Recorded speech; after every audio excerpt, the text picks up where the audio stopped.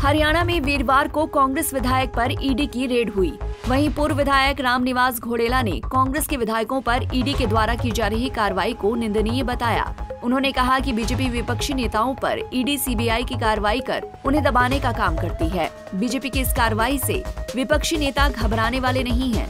वहीं आप और कांग्रेस का गठबंधन टूटने पर पूर्व विधायक ने क्या कुछ कहा, सुनिए।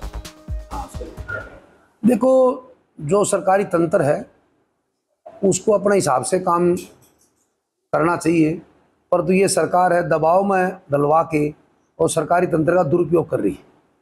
तो जो भी कांग्रेस के हैं या विपक्ष के हैं उनको दबाने का काम किया जा रहा है।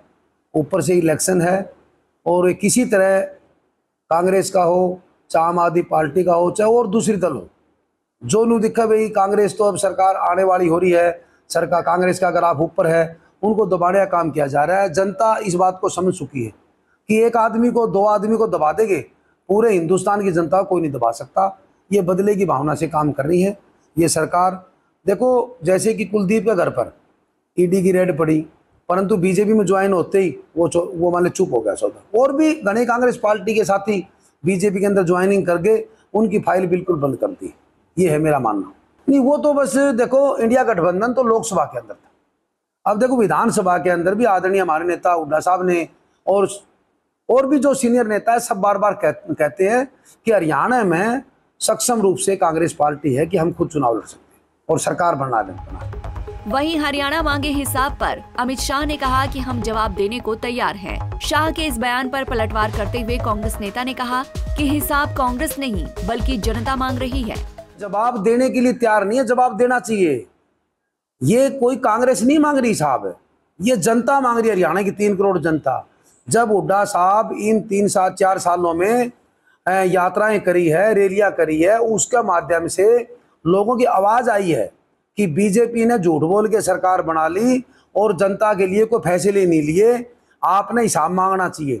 अब जनता को तो आवाज, जनता को तो दे नहीं रही हिसाब, तो कोई लीडर तो आगे आएगा। इसलिए कांग्रेस पार्टी के लीडर अगुवाई कर रहे हैं और अगुवाई करने के बाद में ये कह रहे हैं कि जनता हिसाब मांग रही है, आप हिसाब दो, उत्तर दो फिर हिसाब। भाई अगर अमित शाह कह रहे कि हम देंगे तो दे देना चाहिए। एक महीना 1.5 महीना बाद में चुनाव है, जनता के सामने ले आए।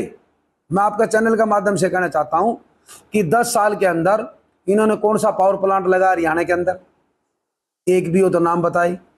अब अमित शाह जी कह रहे थे कि हमने क्रीमी लेयर 8 लाख कर दी, घटाई किसने दी? भाई यही तो घटानी, यही तो मकान तोड़नी है और यही मकान फिर बनानी है।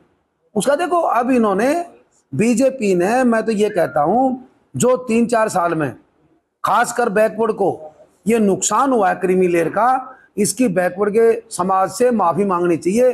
वे हमारे से गलती होगी थी, फिर समाज बख्शे ना बख्शे। वहीं प्रजापति समाज के दक्ष प्रजापति महाराज की बीजेपी की सरकार द्वारा मनाए जाने के बाद अब कांग्रेस भी दक्ष प्रजापति महाराज की जयंती मनाने जा रही है। हिसार में आने वाले 28 जुलाई को कांग्रेस पार्टी की तरफ से मनाई जा रही दक्ष प्रजापति की जयंती के लिए रामनिवास घोडेला नियंत्रण देने के लिए पहुँचे।